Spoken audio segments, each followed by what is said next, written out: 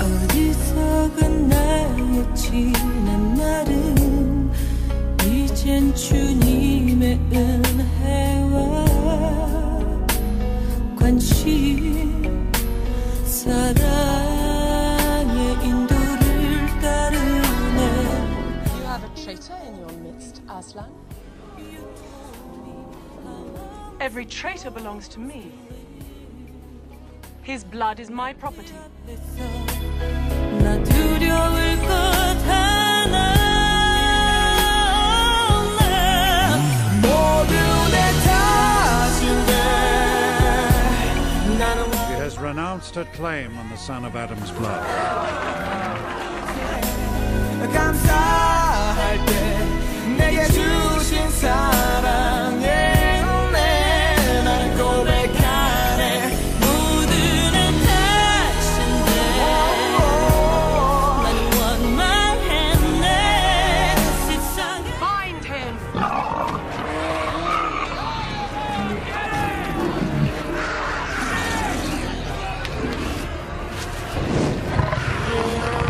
Wait! Let him first be shaved.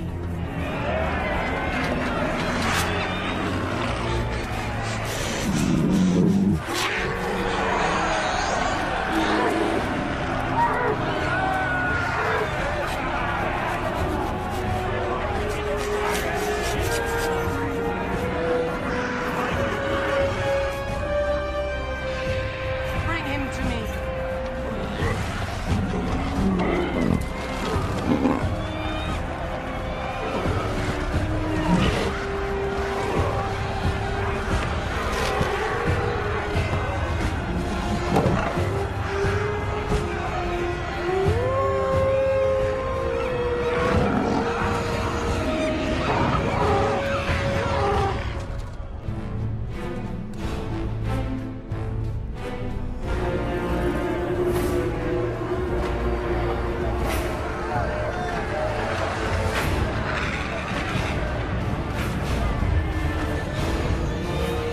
No, Aslan.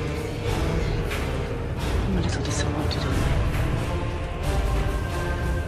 Did you honestly think by all this that you could save the human traitor?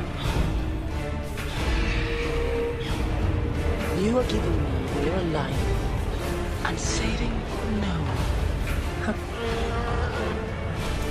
So much for love.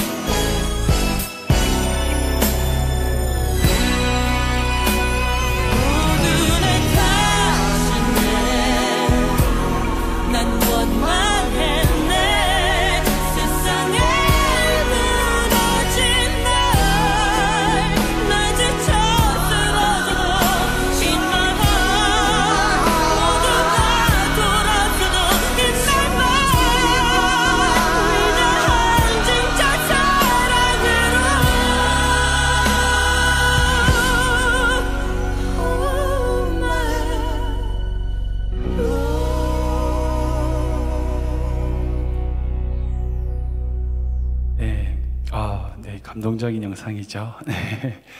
제가 오늘 신앙 잡지에서 본 글이 있는데요. 그런 글이 있었습니다. 교회는 세 가지의 수분을 먹고 자란다고 합니다. 뭔지 아시겠어요? 세 가지 수분. 하나는 눈물, 하나는 땀, 하나는 피라고 합니다. 그러니까 기도에 눈물이 있는 교회, 그리고 성도들이 열심히 있는 땀, 그리고 성도들의 헌신의 피가 흐르는 교회가 성장한다는 거죠. 우리 크리빈 하는 장로교회 50주년이 됐습니다. 사실 50년이란 게요, 여러분 그냥 되는 게 아닙니다. 이 교회를 그동안 사랑하며 정말 땀 흘리고 눈물 흘리며 피 흘렸던 성도들이 있었기 때문에 이 교회가 지금까지 여기 있을 줄 믿습니다. 지금 남아 계신, 그리고 이 자리에 계신 성도님들이 바로 여러분들이 바로 그런 분들인 것 같습니다. 누가 몇 명이 오느냐 그게 중요한 게 아니라 우리가 그런 마음을 가지고 우리가 그런 마음으로 섬길 때에 하나님이 이 교회를 통하여 행하실 일들, 정말 하나님이 기뻐하시는 교회가 되어져 갈 줄 믿습니다. 오늘 말씀은요, 요한복음 말씀으로 나는 양의 문이란 제목으로 말씀을 좀 나누기를 원합니다.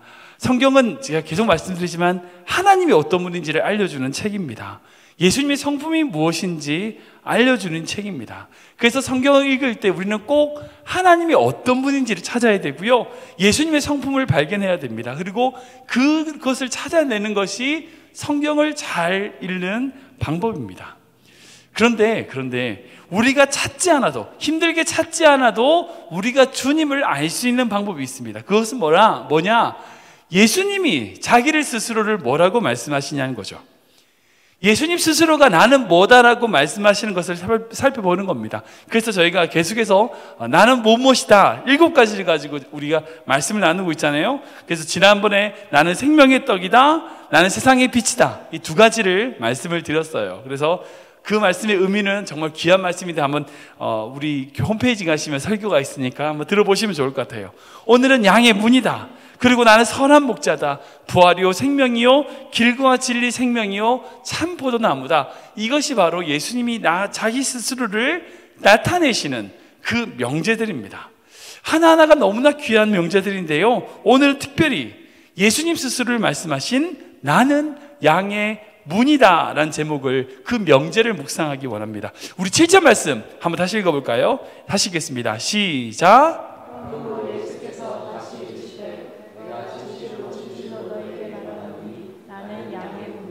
아멘. 예수님이 스스로를 양의 문이라고 하셨는데, 여기서 말하는 양이라는 것은 바로 예수님이 사랑하시는 바로 우리들을 의미하는 겁니다. 그러니까 우리들의 문이 되신다는 거죠. 생각해 보세요. 문이란 게 뭘까요?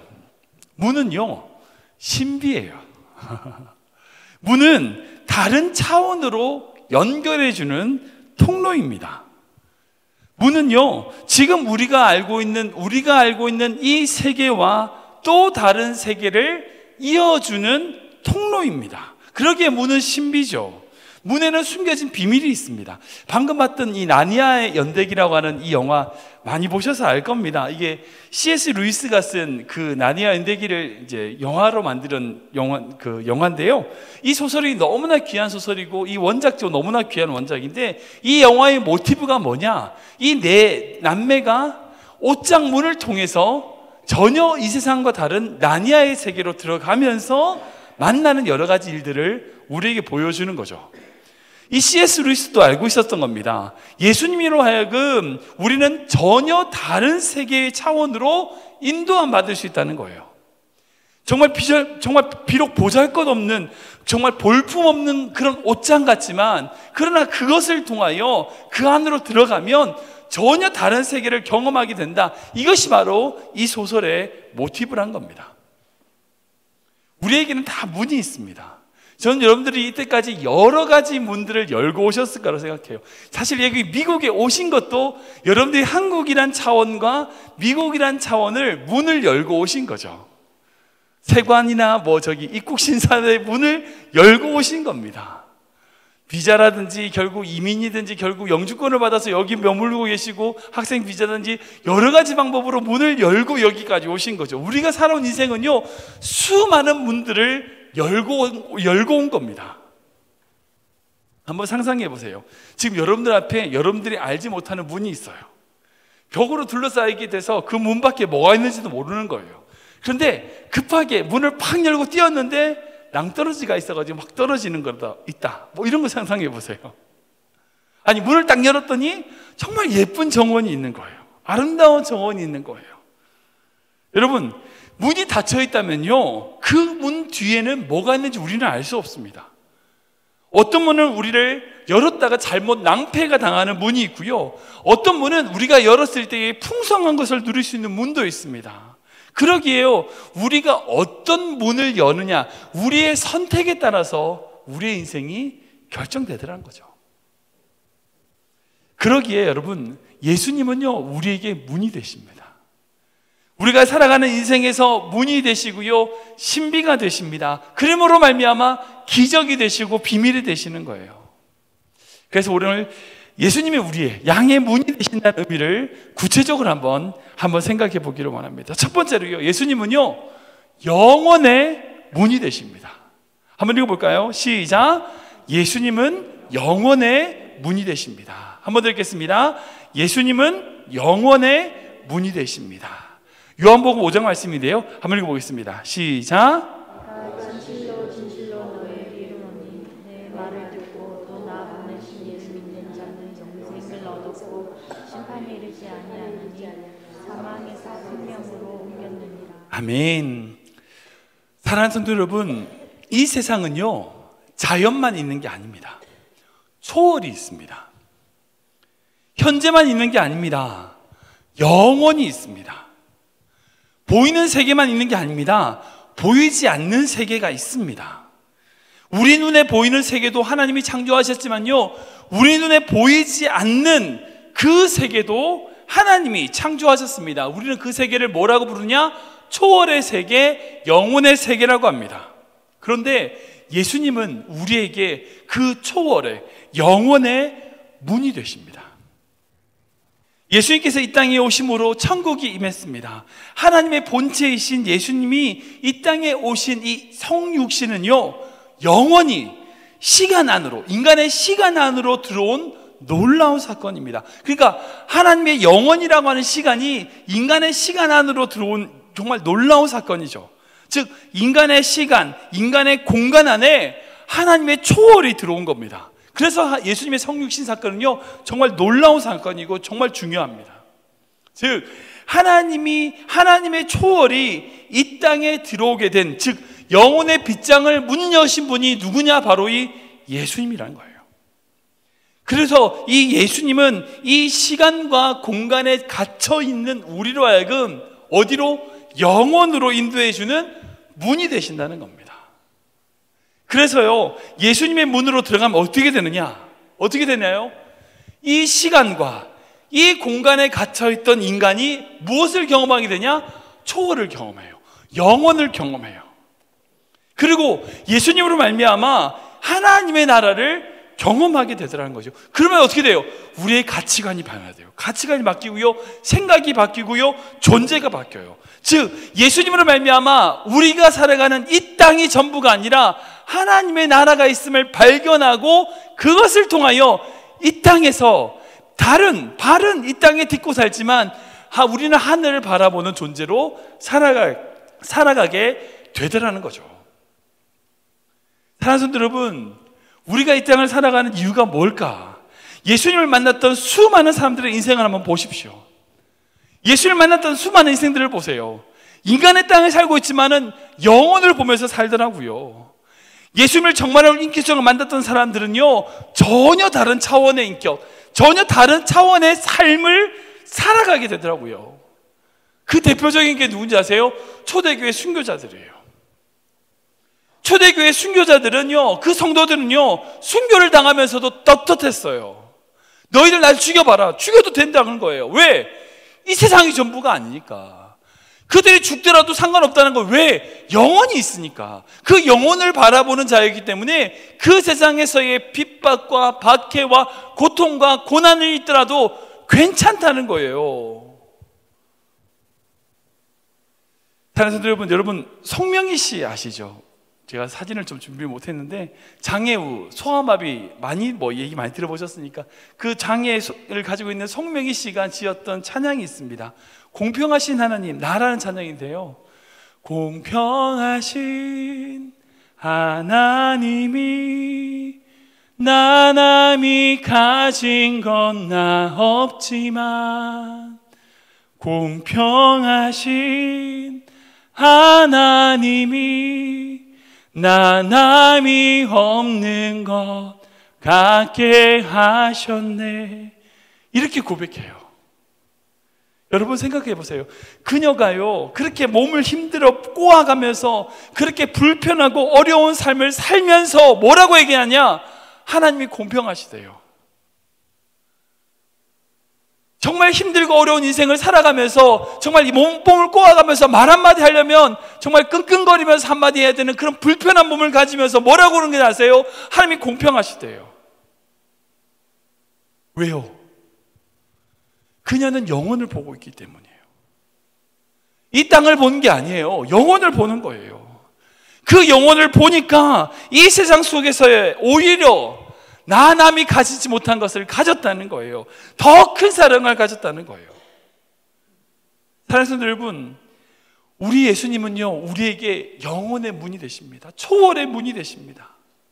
그 예수님을 통해서만이 이 땅이 아니라 하나님의 나라를 경험할 수 있어요. 이 땅의 가치로 사는 인생이 아니라 하나님의 나라의 가치로 사는 인생이 될 수 있다고요. 여러분, 이 땅의 것만으로 위해서 산다면 우리가 얼마나 비참해요. 아니, 오늘 하루 일당 벌려고 살아가는 인생이라면 얼마나 비참한 거예요. 그거 아니잖아요. 돈 몇 푼 벌려고, 아니 뭐 하려고 여러분 그렇게 하려고 인생 사십니까? 그거 아니잖아요. 우리는 영혼을 위해서 사는 존재라고요. 영혼을 위해서 사는 존재라고요. 이 땅에 무엇을 누리고 무엇을 가지고 어떤 것을 하려고 사는 존재가 아니라 하나님의 나라를 꿈꾸며 사는 인생이라고요. 여러분들 이것을 기억하셔야 돼요. 두 번째로요, 예수님은 우리 인격의 문이 되십니다. 읽어볼까요? 시작. 예수님은 우리 인격의 문이 되십니다. 한 번 더 읽겠습니다. 시작. 예수님은 우리 인격의 문이 되십니다. 우리 빌립보서 말씀인데요, 같이 읽어보겠습니다. 시작. 너희 안에 이 마음을 품으라. 곧 그리스도 예수의 마음이니 그는 근본 하나님의 본체시나 하나님과 같은 분량을 취할 것으로 여기지 아니하시고. 아멘. 예수님은요 어떤 장소적 개념의 문이 아니라 인격의 문, 존재의 문이십니다. 여러분, 외양간이나 마구간이나 집이나 어떤 정원이나 어떤 장소로 들어가는 문이 아니라 이 우리라고 하는 우리 인격이 들어가는 인격의 문입니다. 존재의 문이 되신다는 겁니다. 사랑하는 성도 여러분, 한번 생각해 보세요. 좋은 스승만 만나도요 인생이 바뀌어요. 아니, 좋은 스승도 아니야. 좋은 책만 만나도요 사람이 바뀌어요. 아니, 좋은 영화만 봐도 사람의 생각이 바뀐다고요. 그제야 되고요. 그래요. 그러니까 저 같은 경우도 정말 제가 하나님을 부인하고 떠나려고 했을 때 어떤 영화 하나로 말미암아 제가 제 생각을 바꿨던 적이 있어요. 그게 패치 아담스라는 영화인데요, 제가 혹시 다음에 기회가 되면 그 영화를 좀 나눴으면 좋겠습니다. 아무튼 좋은 영화만 하나 봐도요 사람의 생각이 바뀌어요. 그래서 저희 가정이 언제나 드리는 기도가 있어요. 그게 뭐냐면, 저희 아버님께서 저를 위해서 항상 그렇게 기도하셨고, 그리고 저도 우리 아이들 대교와 성경을 위해서 항상 이렇게 기도하고, 우리 아이들이 어릴 때부터 했던 기도입니다. 뭔지 아세요? 좋은 친구, 좋은 선생님, 좋은 배우자 만나게 해주세요. 2살 때부터 이렇게 기도했어요, 애들이. 말을 뜰 때부터 잘 때마다 기도할 때마다 하는 늘 기도가 이 기도였어요. 사랑하는 성도 여러분, 이 자리에 계신 우리 모든 성도님들이 이런 만남의 축복이 있기를 주님을 축원합니다. 아멘, 아멘. 본문에서도요 마찬가지입니다. 예수님 자신이 문이신데 이 문에 한번 들어가면 끝나는 문이 아니라 들어가며 나오며 꼴을 얻는 문이라고 말씀하시는 겁니다. 우리 9절 말씀 다시 읽어볼까요? 읽어보겠습니다. 시작.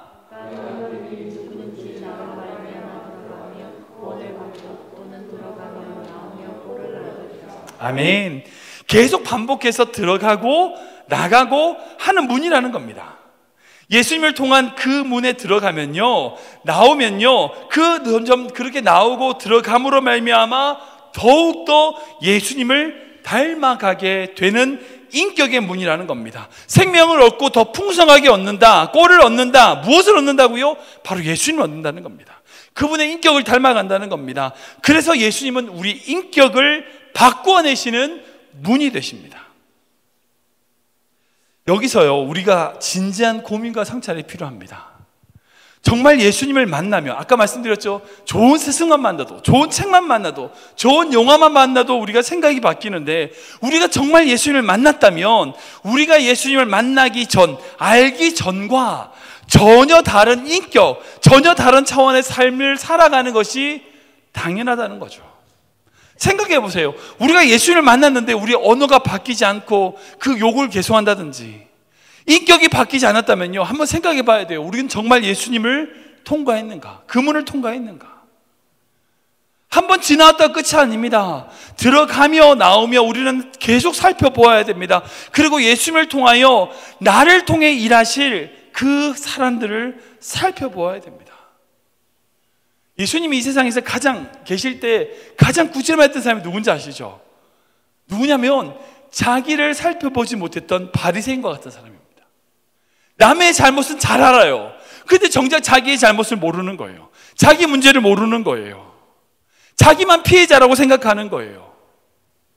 다른 사람은 전혀 상관없이 나만 피해만 보고 있다는 거예요. 자기가 받는 혜택이라든지 자기가 받는 권리는 당연한 거고, 자기가 조금 손해보는 것은 절대 안 되는 거. 여러분, 그런 사람들을 예수님은 가장 미워하셨어요. 우리가 정말 예수님이라고 하는 문을 들어갔다 나왔다, 그 예수님을 경험하는 인생이라면요, 당연히 우리 인격이 우리의 예수님의 모습을 닮아가야 된다는 겁니다. 만약 우리가 예수님을 알기 전의 모습과 전혀 다 똑같은 모습으로 살아가고 있다, 우리 스스로 점검해 봐야 돼요. 난 정말 예수님의 문을 통과했는가? 내 삶 속에 그 예수님의 문을 날마다 지나가며 점검하고 있는가? 스스로 물어봐야 된다는 거죠. 세 번째로요, 예수님은 우리를 위한 문이 되어주신다는 거예요. 같이 읽어볼까요? 시작. 예수님은 우리를 위한 문이 되어주십니다. 한 번 더 읽겠습니다. 시작.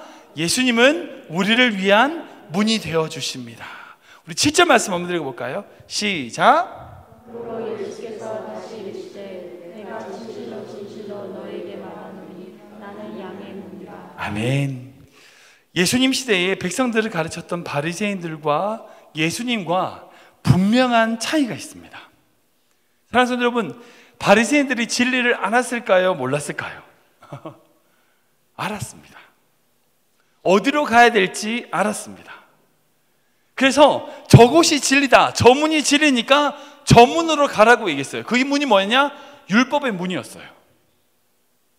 바리새인들이 하나님이 주신 그 율법의 문이란 것이 진리란 걸 알았어요. 그래서 그 문으로 가면 하나님을 경험할 수 있다. 그러니까 저 문이 저기니까 저기로 가 라고 말했어요.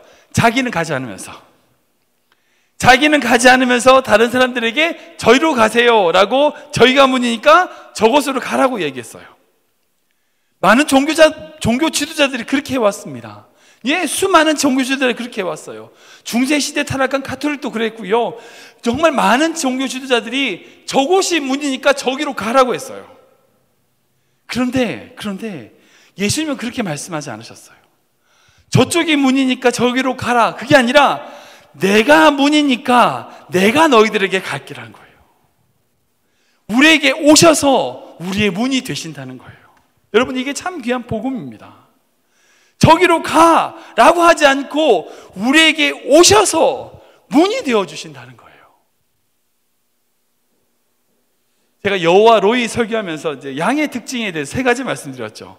양은 어떤 종문이냐? 첫 번째, 방향 감각이 없다. 그래서 인도자가 있어야지만 길을 갈 수 있다.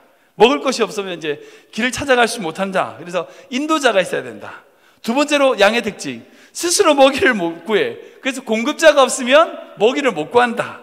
세 번째, 스스로 지키지 못해. 그래서 보호자가 없으면 자기 몸을 지킬 수 있는 존재가 다른 짐승들의 밥이 될 수밖에 없다. 보호수단이 없는 거예요. 양의 특징이 3가지거든요. 성경에서 말하는, 우리가 흔히 양을 후리라고 하는데 우리가 마찬가지로 양이에요. 여러분, 방향 감각도 없고 스스로 지키지도 못하고 먹을 것도 못 구하는데 우리가 어딜 가요? 저기가 문이니까 저기로 가. 어떻게 가요, 우리가? 저기가 문인 줄 알아요. 아는데 못 간다니까요. 왜? 우리가 양이니까. 우리는 그곳을 찾아갈 만한 능력이 없어요. 우리가 못 가서, 몰라서 못 가는 게 아니에요. 거기가 가면 율법을 지키고 그 행할들을 하면 우리가 구원받는다는 거 알아요. 그런데 우리가 율법을 다 지켜요? 못 지켜요? 못 지킨다니까요. 어떻게 해요? 능력이 없는데. 우리가 양이라니까요. 아무리 똑똑하고 공부 많이 하고 지혜롭고 내가 성공하고 뭐 수만 가지 얘기해도 양이에요. 양이에요. 그 중에서 조금 똑똑한 양, 뭐 그 덜 똑똑한 양, 그렇지. 그래도 양이라고요. 결국 우리가 우리 길을 찾지 못하는 양에 불과해요. 사단 마귀의 공격을 이길 수 없는 양이라고요. 아무리 옳은 길이 있어도 우리가 갈 수 없는 연약한 존재라고요. 그래서 예수님이 우리에게 오셔서 문이 되신다고요. 이게 복음이에요. 예수님이 우리에게 찾아오셔서 우리 앞에 문이 되신다는 거예요. 여러분, 문이란 건 고정되어 있잖아요. 그죠? 고정되어 있어서 그 문을 딱 어디 벽에 딱 세워놓으면 그 벽 뒤에 있는 곳과 연결해 주는 것이 문인데, 예수님은 어떤 문이냐? 움직이는 문이에요. 우리가 이 길로 가다가 실패했어. 그러면 예수님이라고 부르면 우리 앞에 문이 되어주시는 거예요.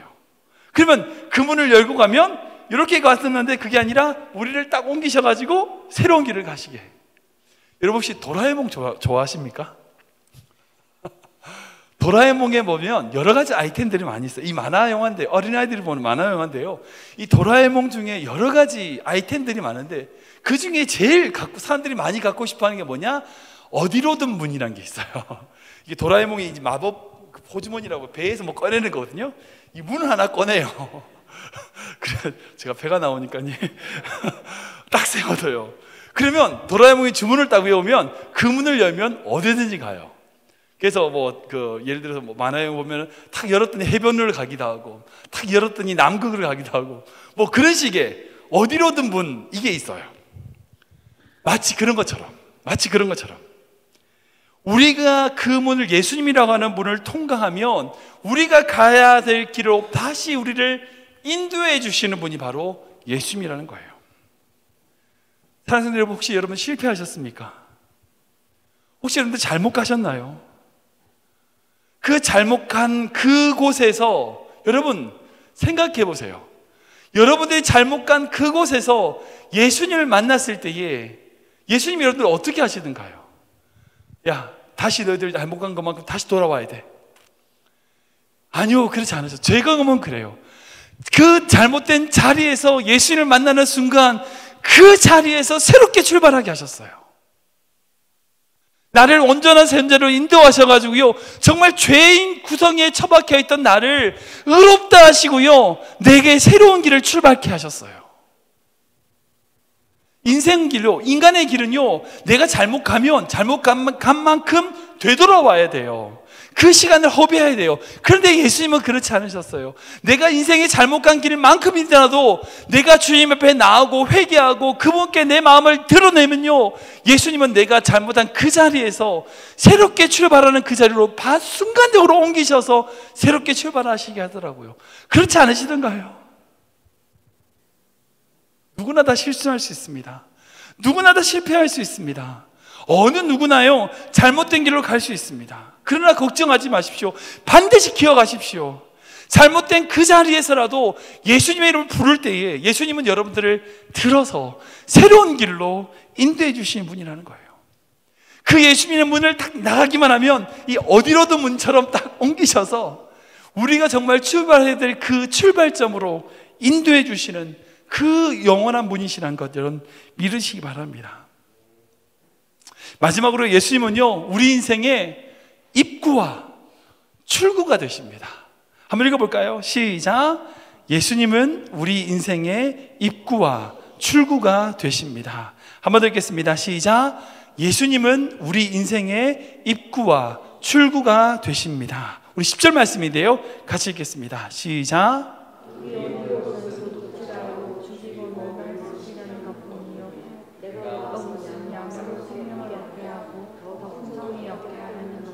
아멘, 아멘. 집마다 중요한 문이 있습니다. 방문보다 이제 현관문을 더 크고 튼튼하게 만드는 이유가 있습니다. 그만큼 그 문이 중요하기 때문입니다. 그래서 뭐 건물 지을 때 방화문, 비상문 이런 것들을 이제 튼튼하게 만들죠. 왜? 그 문들이 참 중요하기 때문입니다. 뭐 서재로 들어가는 문, 이 조그만 문하고 밖에 현관문하고 똑같이 만들지 않아요. 문마다 다릅니다. 중요한 문이 있고 중요하지 않는 문이 있어요. 근데 제일 중요한 게 문이 뭔지 아세요? 입구와 출구예요. 예수님은요, 우리 인생의 입구가 되십니다. 이 말씀이 뭘까요? 바로 예수님이 우리의 창조주가 되신다는 거예요. 우리가 우리 인생을 들어올 수 있는 문이 되신다는 거예요. 바로 예수님이 우리 인생의 시작점이 되신다는 겁니다. 사랑하는 성도 여러분, 우리 인생이 누구로부터 시작됩니까? 예수 그리스도입니다. 예수 그리스도의 그 문을 통과함으로 진정한 우리 인생이 시작되는 거예요. 진짜 예수님부터 시작하지 않는 인생요, 얼마나 화려하고 얼마나 가득하고 그래도 인생 아니에요. 아무런 가치 없어요. 반대로 예수님과 함께 시작한 인생이라면 그게 얼마나 초라하든지 그것이 진정한 인생이 된다는 거예요. 또한 예수님은 우리 인생의 출구가 되십니다. 이것은 무슨 뜻일까요? 예수님이 바로 우리의 심판주가 되신다는 거예요. 우리 인생을 마쳤을 때에 우리 모두가 다 심판대 앞에 서게 될 것인데, 그때 예수님의 변호와 사랑으로 구원을 누리게 될 거란 겁니다. 그러기에 예수님은 아주 중요한 분이십니다. 우리 인생의 시작이며 끝이 되신다는 겁니다. 그래서 요한계시록은 이렇게 말씀하고 있죠. 같이 읽어보겠습니다. 시작. 나는 알파와 오메가요, 처음과 마지막이요, 시작과 마지막. 아멘, 아멘. 여러분, 이 세상에 제일 불쌍한 인생이 있습니다. 제일 불쌍한 인생이 있습니다. 두 가지 인생이 있습니다. 첫 번째는 어떤 인생이냐? 자기가 어디서 왔는지 모르는 인생이에요. 자기가 어디서 왔는지 몰라. 여러분, 한국에 이제 그런 거 보시잖아요. 미국이나 외국으로 입양된 그 2세가 자기의 친부모를 찾아서 이제 막 한국에 돌아와서 부모를 찾는 어떤 그런 이야기들을 뉴스라든지 뭐 어떤 TV 프로그램 통해서 종종 보게 됩니다. 왜 그렇게 자기 친부모를 찾고자 할까요? 왠지 아세요? 자기가 어디서 왔는지 알고 싶은 거예요. 이게 인간의 본성이에요. 우리 모두가 가지고 있는 회귀 본능입니다. 자기가 어디서 왔는지 알고 싶은 거예요. 근데 자기가 어디서 왔는지 모르는 거야. 여러분, 그만큼 불쌍한 인생이 없어요. 우리 여기 성도님들 그런 없지 않, 정말 부모님 없이 자란 인생들을 보면요, 그런 게 있어요. 자기가 어디서 왔는지 모르는 것에 대한 인생의 허무함과 밑바닥이 있어요. 어렸을 때 부모의 사랑을 받았던 아이들과 그렇지 않은 아이들과 정말 질적인 차이가 있는 모습을 보게 되더라고요. 두 번째 불쌍한 인생이 있습니다. 어떤 인생인지 아세요? 어디로 가야 될지 모르는 인생이 있어요. 자기가 정말 어디로 가야 될지 모르는 인생, 끝났을 때에, 자기 인생이 끝났을 때 어디로 가야 될지 모르는 인생이 있어요. 제일 불쌍한 거예요.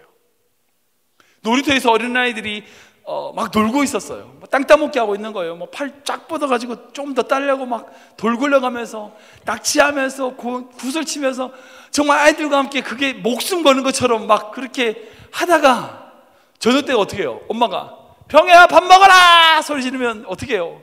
나 간다 그러고 다 하다 지는 거예요. 근데 불러주는 사람이 없어. 집에 저녁에 가서 밥 먹으라고 하는 엄마가 없어.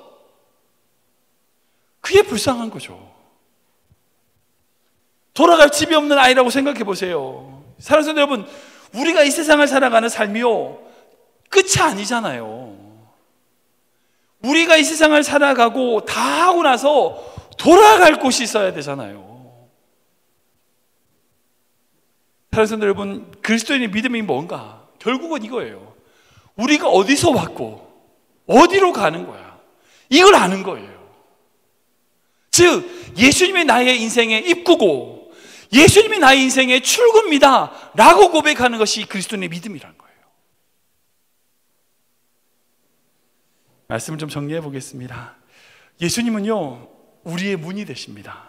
즉, 우리 인생의 시작점과 그리고 우리가 인생 다 했을 때에 우리의 마무리가 되는 출구가 되시는, 우리의 새로운 길을 되어주시는 그분입니다.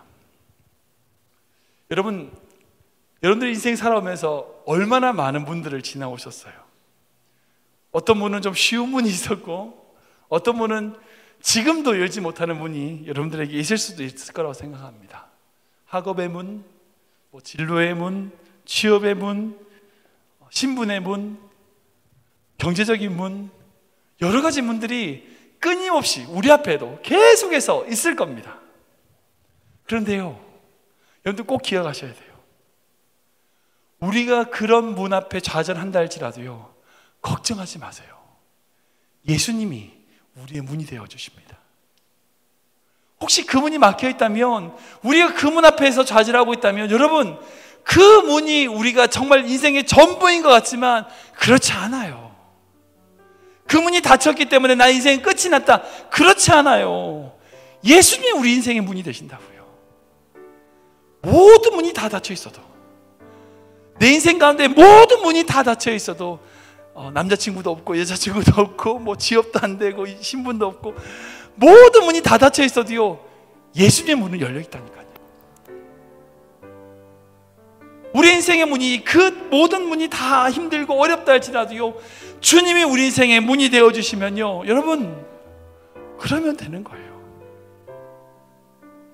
우리가 믿음으로 그렇게 고백했으면 좋겠습니다. 힘들고 어려운 인생, 여러분, 수많은 분들이 계속해서 우리 앞에 있을 건데, 힘들고 어려운 인생 가운데 아무것도 두려워하지 말고 주님이 주시는 힘과 주님이 주시는 능력 가운데 평안함으로 나아가는 인생 되게 하여 주시옵소서. 우리가 예수님이 우리 인생의 문이 되신다, 이것만으로도요, 우리가 이렇게 고백하며 나아갈 수 있는 그런 믿음의 성도님 되시길 주님으로 축원합니다.